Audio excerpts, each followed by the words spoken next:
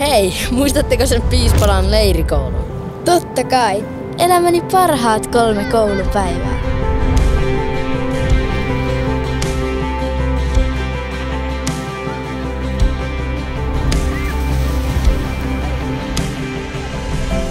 Mulle jäi se lettujenpaisto rannalla mieleen.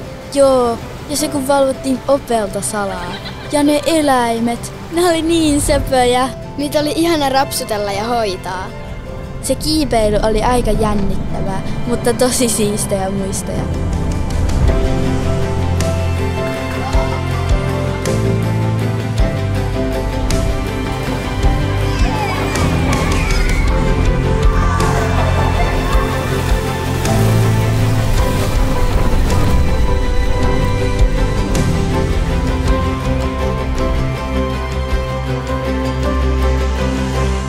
Paras leirikoulu ikinä.